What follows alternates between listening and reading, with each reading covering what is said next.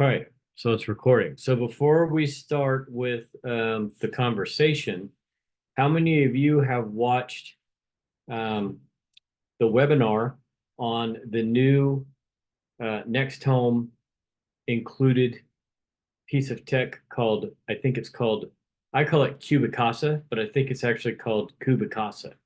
How many of you have watched that? It's not in the process. No?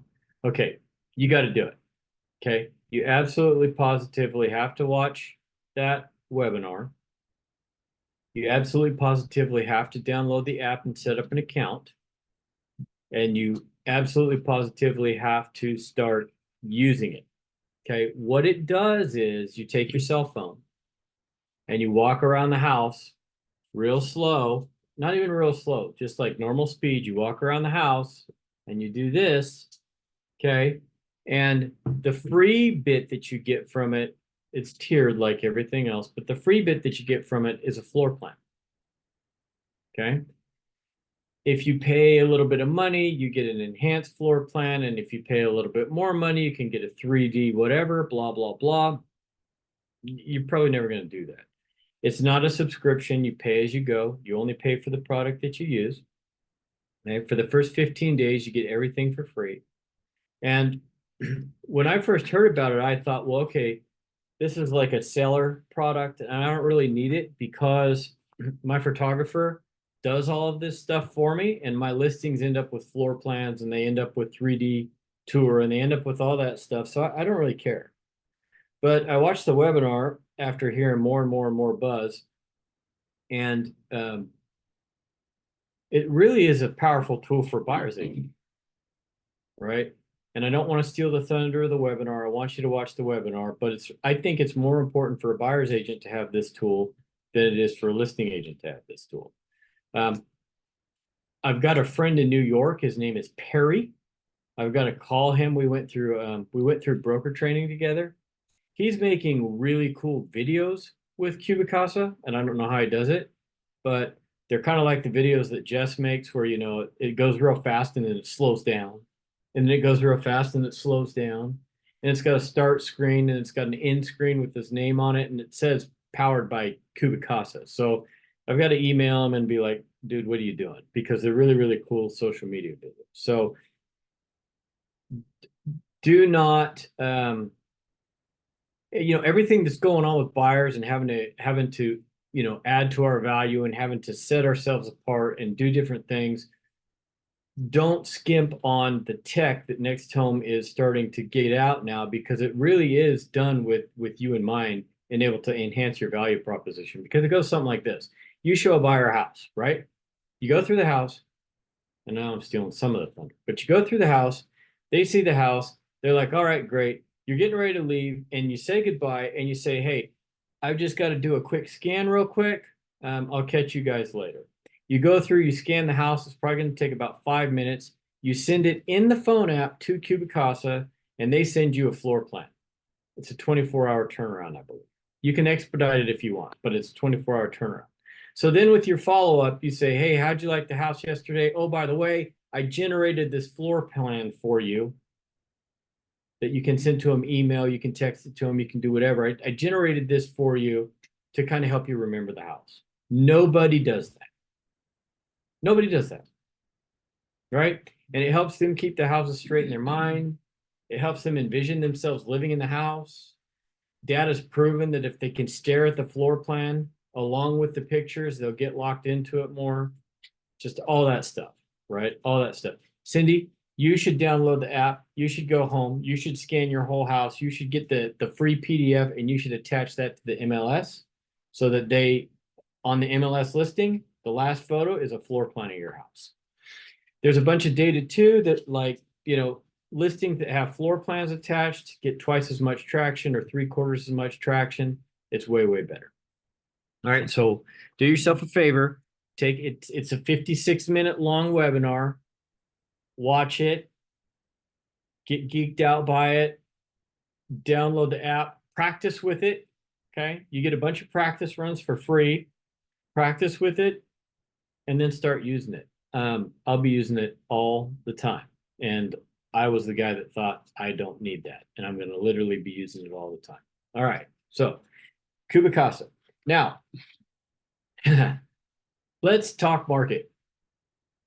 So, I started getting a little bit weird about the market whenever Don's house went on market. Okay, Don sold his house in Alta Sierra. We started talking about it a month before he put it on the market. I told him, this is what you need to do, A, B, C, D, and E. Follow my plan, put it on the market, and it's going to go nuts. Right? Well, he did everything I told him to, and it did not go nuts. Right? Yes, he sold it in like 10 days, so good for Don. But the response that we got wasn't the response that we were used to getting and the response that we expected to get. Not even close. Okay? So I thought, yeah, better start kicking around about the market. So I started calling some people that I know, people that I trust. They were having trouble moving their listings too. Okay. They weren't getting to quite the same response. It wasn't going as well as it had been. And we started to get a little bit cautious and a little bit curious about what's going on. I kind of talked myself out of it though, because Don had a couple of things that I know that most home buyers don't like. He had some stairs. They don't like that. You know, there were some issues with the house that made it like not perfect. Then I went to market with the listing that I did 3 listings ago. Then I went to market with that listing. Followed the same program, did what I always do, didn't do anything different, didn't do anything different than I told Don, and that thing blew the hell up. Okay. Big traffic, 7 offers, 60 grand over list price. Everybody's happy. The world is wonderful. I'm like, well, maybe the market is still okay. You know, the market is still healthy. Maybe there was something with those other houses or something that those other agents missed or something to make it go haywire. Put the last listing on in Cool. Okay, that's a co-list with someone out of LA. They don't know what the hell they're doing. It didn't go well. It's still not going well. All right. And there's no traction on that, no traffic whatsoever. Put Cindy's listing on. Cindy followed my advice. Same kind of thing. Not the response we were looking for. Still on market. No offers. Should have been gone, etc., etc., etc. Put the last listing I did on in Grass Valley. It's a brand new remodeled house. It's very, very cute. It's in a great location. It shows really, really well. It's just a really nice house. We did all of the marketing that we usually do. We did all of the opens that we usually do. We followed the program to a T. Had semi-decent traffic on opening weekend, but not the traffic that we expected. Probably half of the traffic that we expected to get. Had lots of interest. No offers. None. Michael worked follow-up. I worked follow-up with every single agent. I haven't followed up that much, that long in probably 10 years. And the end result was nothing. No offers. There it is on market. Okay, something's wrong. All right, something's wrong. When we start to look at the picture and we look at Don's house, did everything I told him to do. Cindy's house did everything, I told him to do. That house did everything I told him to. Those 3 houses should have sold right away with multiple offers, and they did not. The only one that did was the one 3 listings ago, and that's because that thing was a damn unicorn. Okay, that's what I've come to. Meadowview Drive was a unicorn. All right. So if we throw the unicorn away, we start to wonder, hey, what the heck is going on?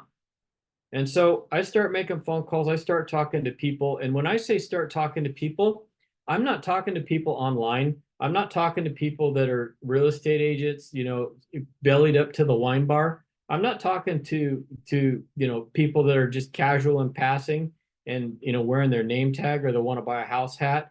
I talk to people that have been in business for a while.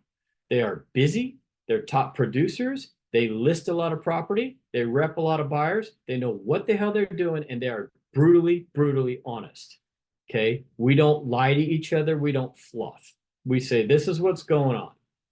Okay. I spent a good chunk of my day yesterday doing that. And the consensus was all the same. Okay. The market sucks. All right. It absolutely sucks. Houses that should have sold are sitting. Okay. Even when they're priced right. Now, 3 weeks ago, same group of people was having the same conversation. We were pointing at houses saying priced wrong, priced wrong, priced wrong, priced wrong. That's why it's not going. None of the houses that we looked at together and analyzed were priced incorrectly. They were all priced correct. Well, that's a whole nother story, but they were all priced correctly, right? Based on data, they were priced correctly.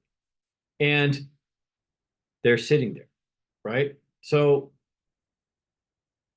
we organically then have to say, if we've done everything that we know historically brings us results based on data, and we've challenged each other on that, and we know that we're right, then the reason they're not selling is the buyers, the buyer pool, right? It's the buyer pool. So let's not just blame the buyer pool. What's going on in the buyer pool? Why are they not buying? I also did a bunch of research on how many houses were everybody looks at how many are active, how many have sold, but I wanted to know how many in the past 2 weeks have gone pending. How many contracts have been signed? Hardly any in all price ranges. And just when I had all these, the NAR timing is impeccable, right? So I'd spend all this time, all this energy, all this talking, all this researching, all this stuff. Literally at like 1:30 today, I get an email from the NAR. You guys all got it too. Email from the NAR that says, newsflash, signed contracts hit a 4-year low for the month. Okay, so it's real. Houses are not going into contract, not at the rate that they were. Not even close. Okay. I checked because of the active listing. I checked Grass Valley 500,000 to 600,000, right in the wheelhouse on the most popular corridor in Nevada County. Guess how many houses are currently pending? 500,000, 600,000, most popular corridor in Nevada County. Anybody got a guess? How many are pending? None. Zero. Okay. Circle back around. Why? Why? My guesses are as follows. Number one, it's an election year. Election years always suck. We all know that, or we should know that. If you don't know that election years are tough, understand that now. Election years are always a little weird, a little challenging to sell real estate. The number two, and most important in my mind, is the Fed really did a number on us this time. Okay. 45 days ago, the Fed said, don't worry, we're going to reduce rates in 60 days. Not tomorrow, not next week, not next month. In September, we're going to do it. Okay. Now, Steve, you still in here? Yep, he's here. Steve, Yes. if you've got a semi-educated but not real savvy buyer, all right, and that buyer hears a little sound bite that says, don't worry, we're going to reduce rates in 60 days. What's that buyer going to do? Wait. They're going to wait. They're going to stop. They're literally going to stop everything because the rates are going down. Right? The rates are going down. Okay. I think that is our single, those two things are our single biggest problems. Okay. Yes, inflation is tough. Yes, people have less disposable income. Yes, debt is growing on a national level. Credit card debt is higher now than it has been in the past 20 years. Okay. People are struggling. Not everybody. Sorry, not everybody. Not everybody is struggling. There's still viable purchasers out there. But yes, that's affecting it too. Our biggest problem are uncertainty in an election year. People get nervous in an election year. We've covered that before. I'm not getting political.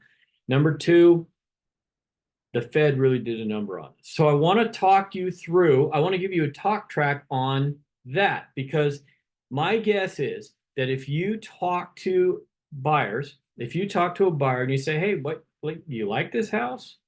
You know, there was six people total that went through that house on Friday, Saturday, and Sunday. Friday, Saturday, and Sunday, the new listing, six people said, we want it. All right, we love it. Six people. You would think that out of six people, we could get one offer, right? Nothing. And here's why. I can promise you, even though their agents can't figure it out, they're waiting on the rate. They're literally waiting on the rate. Let me share something with you about waiting on the rate. Okay? And you guys probably already know this, but I want to talk about it. Oh God, where'd it go? Okay, I got lots of boxes. Let's play Let's Wait on the Rate. Okay? I got to scooch this over. Okay, now I can see. I'm going to work with averages. Okay? I'm going to work with averages. Right now, the average home price in most of our markets is $600,000. Okay? Conventional finance, 20% down, the average mortgage amount, $480,000. Okay? 2 days ago, a paper rate on conventional loan to value 80, conventional financing was 6.0. Ask me how I know, but it was 6.0, right? Mortgage people, I know there's a lot of you in here. I'm not trying to start a huge argument. All right. Yes, I know that if you do discount points, or if you do this or you do that, or you do, I understand that it's, yeah, that's not the rate. But just for the sake of argument, with no points, no nothing, the A paper rate 2 days ago was 6.00. Okay. That mortgage, that $480,000 mortgage at 6.00, the payment is $2,878. That's the mortgage payment. Now, let's imagine that the rate was 0.5% less. We already know the Fed's not going to drop the rate 0.5%. They're going to go 1/4. What you probably know, and what your clients definitely don't know, is whatever the Fed does, it doesn't really directly equate to mortgage rates. All right. Just because the Fed says, well, we're dropping the prime rate 0.25 doesn't mean that all the banks in the world go, all right, lower them. All right. That's not how it works. It's not how it works. Yes, it's an indicator of what could happen, but there are several other things that have to do with the bond and the 10-year note and the treasury and all that crap that go into mortgage rates that don't necessarily tie to the Fed, but I don't want to get into that. But let's imagine that it was just, they went all in and they dropped it 0.5% in September, which you know is not going to happen. But let's just play make believe, wait on the rate. That same mortgage, the payment would drop to $2,725. The difference in those two mortgage payments at 0.5% on the average mortgage in all of our markets is $150. It's $150. Okay. But what's really going to happen if you play Let's Wait on the Rate? I'll tell you what's going to happen. Let's say that there was a big, huge drop in rate, 5.5. All of a sudden, everybody's feeling good. Everybody's happy. Everybody's a buyer now. That same $600,000 house is now going to have lots of traffic. Everybody's going to want it. You're probably going to get back into multiple offers. And that same house is going to cost $670,000. Somebody tell me I'm wrong. Somebody tell me that a house that's $600,000 today, that's marketable and awesome, with a whole bunch of demand and a whole bunch of people that now qualify because they've got they waited on the rate, is not gonna act just like the house the unicorn, the one on Meadowview. That's exactly what's gonna happen. So now that same house is $670,000. Your 20% down, 80% mortgage is $536,000. Your savior rate at 5.5 gives you a house payment now of $3,043. And you waiting on the rate cost yourself an extra $165 per month. And oh, don't forget, your property taxes are based on purchase price, not your rate. Right? So not only did you pay more, not only is your monthly nut more, but your tax roll is more. Your insurance policy is it's based on replacement price, but since no insurance agent has any idea what it costs to build something, the replacement price is almost always the purchase price, okay? Less the value of the land. Therefore, if you pay more for the house, the insurance policy is going to cost more, okay? Did our buyer do themselves any kind of favor by waiting on the rate? Those of you that were transacting real estate, Steve, I'm going to hit you again. How was it to rep a buyer when rates were 3? It was terrible because everybody else was overbidding. Yep. So here's what I would say if I was talking to someone in my family that was wondering whether or not I should buy a house or whether or not I should wait on the rate. I would say now is the time. Now is exactly the time.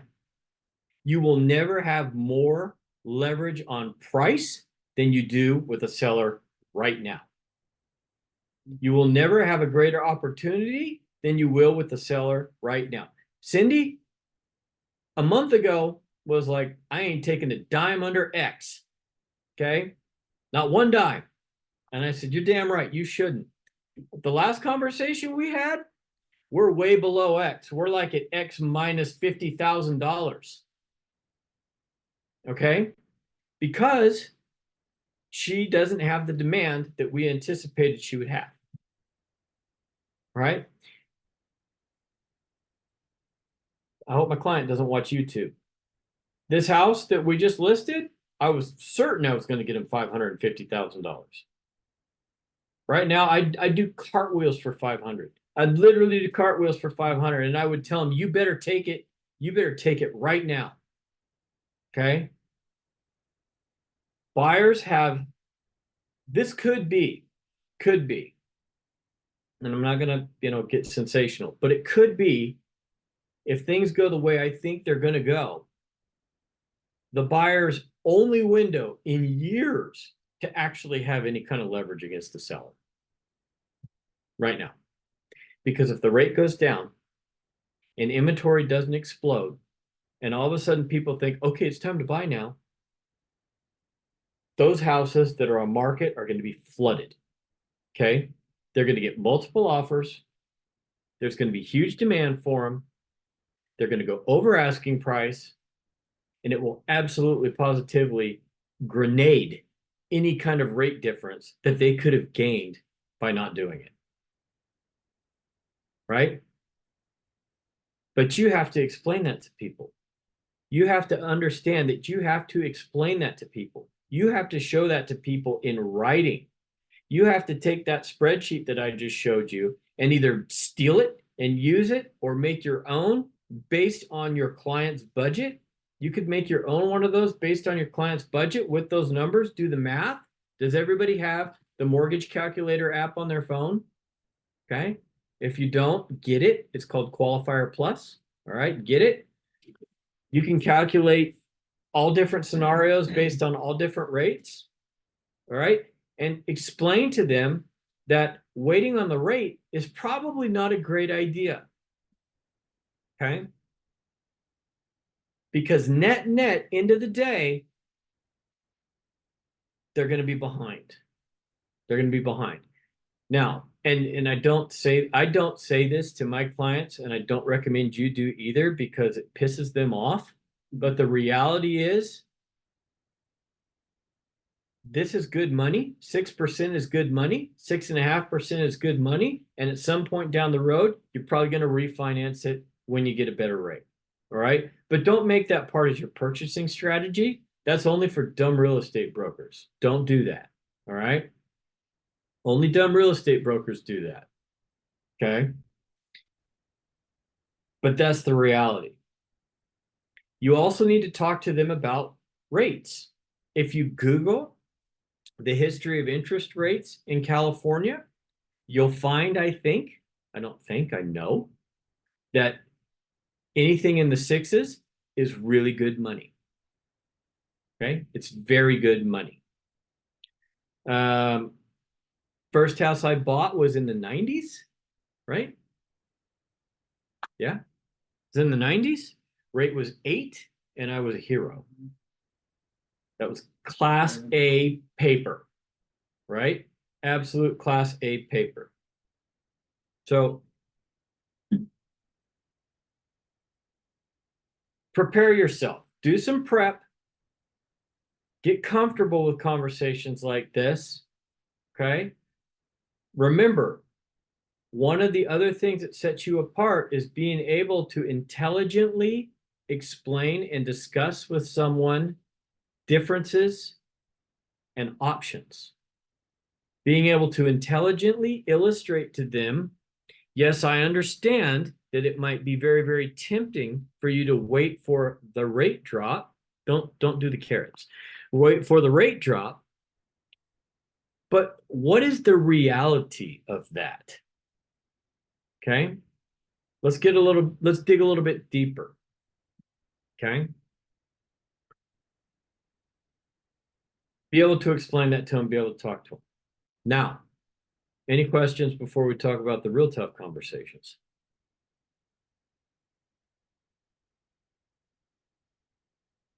No? Let's talk about sellers. They're pissed. Okay. Seller conversations or potential seller conversations right now are not fun. Okay. They're not fun because basically you need to deliver them bad news. Bad news to a seller is, look, I can't necessarily guarantee that no matter what we do, other than really, really advertising your house undervalued, that we're going to generate any traffic or generate any offers right now. Okay. You need to be prepared for the fact that we are seeing what appears to be a bit of a pause in all price ranges. And you're going to need to understand that despite our plan, despite our best execution, despite our high level experience, this might require a little bit of patience. We might have to wait this out a touch. Okay. Whenever you talk to sellers and whenever you're delivering bad news, you have to have something with it. Anybody want to guess what that is? Data. Okay. The only reason today, as we sit here today, that my seller is not pissed at me is because I could deliver data. I showed them nothing in your price range, in your comp range, nothing is under contract. Nothing. All right. It's not, oh, we missed it. We did something wrong. We didn't give it our best effort. And the other two houses that were similar to yours went under contract over the weekend. Nothing is under contract. Okay. If there was something under contract and I would have missed the mark, I mean, my seller doesn't need to beat me up. I'm going to do it to myself. All right.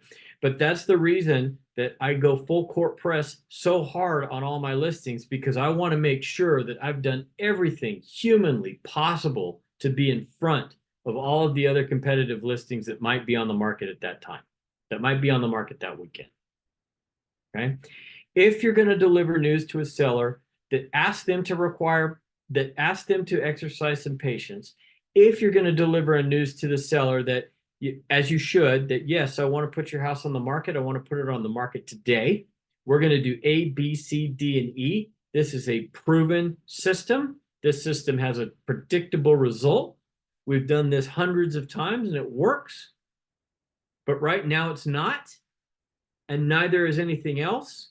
And here is the data to show you that. Here's the data that shows you that all of these beautiful houses are having extended days on market. Here's the data to show you that all of these beautiful houses in that range, there's nothing pending, or there's one pending and there's 42 active, or whatever that data is. You've got to be able to provide to them very clearly with numbers and statistics that it's slow. You can't say to them, it's slow, and expect them to take your word for it. Okay? They don't believe you. All right? But such and such just sold their house. They just sold their house and they had a bunch of people through it and everybody was happy. No, it wasn't just, it was 3 months ago. But to a seller, that's just. All right? My neighbor just sold the house, had 14 offers on it and blah, blah, blah, blah, blah. No, that was 45 days ago. Okay? You've got to be able to illustrate what's going on right now with data. You've got to be able to have that conversation. And for me, that conversation is also going to include, but not every house. Okay? Not every house. Sometimes, and I can show you in 3 or 4 different scenarios in your market, despite the difficult times, this one went and it went well. Okay? That could be you. But without me, it's not going to be. You don't have a chance of doing that. Okay? Data, confidence, examples, and being able to describe exactly what you're going to do and why that's going to be better than anybody else, and give them the best opportunity to do well, even if it's a little slow. Okay? That's how you have a conversation with the seller. If a seller says to you right now, is it a good time to sell? Is it a good time to put my house on the market? What's your answer? Somebody give me an answer. Yes. Cindy says yes. What does Steve say? Steve, what do you say? It's a good time to sell a house? Oh, hell no. Hey, it's always a good time to list it because you never know. It may be that one house that somebody is perfectly looking for. Yep. Let's flip it around. What are the positives of a market like this for a seller? What are the positives?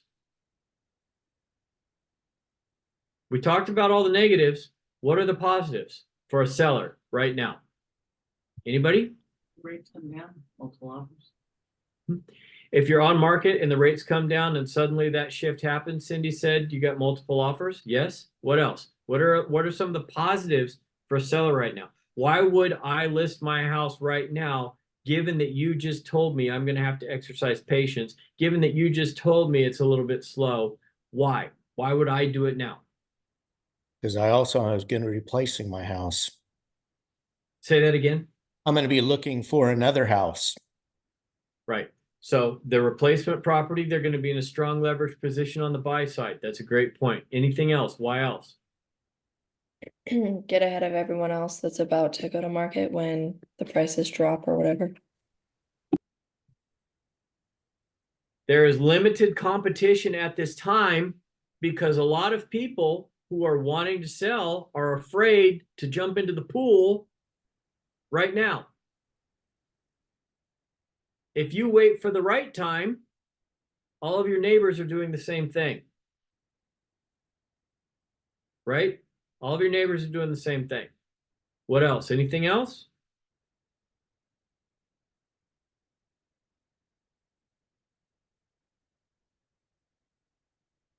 How about your house is better than everything else that's listed currently? What if it is? What if it is the shining star? If you've got the house that you knew would be the unicorn compared to everything that was listed, wouldn't you take it to market? Yeah, because we got traffic, right? People are going through houses. Maybe not to the same rate, but they're going through them. They're looking, right? So if you've got the unicorn and everybody else is 30, 45 days on market and you come to market with the unicorn, I mean, you're in a pretty good position, right? Okay. What does all this mean for us? Okay. What are we looking at? End of the day, real estate agents, what does it mean for us? What it means is, I think you have to understand that either buy side, sell side right now, either side, for the next little bit of time is going to be much more difficult and much more demanding of your time than it has been for a while. Right? You're going to have to prep more. You're going to have to show more. You're going to have to answer more questions. You're going to have to exercise patience because you might be used to showing a house and writing an offer because that's what you had to do. Right? You're going to have to slow down while educating your client and be patient with them through the process. You're going to have to do the same thing with the seller. You're going to have to be talking to your seller every freaking day. Every day, you're going to have to be talking to your seller, letting them know what you've done, letting them know if anything happened, letting them know what your plan is, letting them know that it's going to be open again. Yes, we're going to hold your house open again. Okay. You're going to have to do all of those things to pacify the seller so that the seller understands Damian is doing everything in his power to sell my property under some tough circumstances. Personally, stop spending money. Okay. If you're spending money right now, stop. Right? Because chances are real good that the commission checks are going to be a little scarce for a bit. Okay. Buckle down. Focus on quality of service. Focus on prospecting. Expand the net. Okay. If you're not busy writing offers and you're not busy showing houses and you're not busy processing escrow, take that same time and energy and work on the pipeline so that when the rates are good, you can take advantage of the people that are going to jump into the market. Do your prep, do your homework, post on social media, expand your reach. Okay. Work as hard as you do when you've got 2 deals going with all the crap that's associated with those deals and put that energy into building, calling, following up. Go back through your client searches in a Real Scout, KV Core, tune them up, make sure they're current. Okay. Go back through your SOI, KV Core, make sure they're getting drip campaigns, see if any of them need to be reset. Make sure they're getting their market reports. Step up the frequency if you're greater than 7 days. Okay. Jump into Real Scout, learn about Real Scout Nurture. Decide which of the clients in your Real Scout database should be on auto nurture. Pick up the damn phone and call your friends. Your SOI. Check in with them. Don't talk about real estate. Just see how they're doing. Okay. Build the pipeline, work on filling that pipeline so that when things open up a little bit, and trust me, they will, they absolutely will, you've got 10 opportunities rather than 1 opportunity. Okay. That's what we all have to be doing right now. Okay. Take every opportunity you can. If you overhear people talking about it, if you have family members talking about it, if you have friends talking about it, take every opportunity you can and inject yourself into that conversation and have the market talk and have the rate talk. Okay? Don't be scared. Just do it. Get in there and do it. Watch this again, look at the sheet again. You have everything you need to jump in there and own that conversation. Okay. As soon as you have that conversation, that enlightening conversation with one person, they will tell 3 people. Okay. They will tell 3 people why waiting for the rates is a horrible idea. right? So do all that. All right. Questions, comments, concerns? Tell me I'm nuts. Tell me I'm wrong. What? Let's go. It's 4:43. I'm going to give you 7 minutes to kick the can. If you don't need the 7 minutes to kick the can, then we're going to click the button and we're going to get the heck out of here so that you can watch the Cubicasa webinar. Anyone? I'm going to do a Cubicasa on my house later today. I've got the app. I set up the account. I haven't done it yet. I'm going to scan the house, get the floor plan, see what it looks like, start learning how to use it. I think it's going to be pretty cool. What if you have upstairs?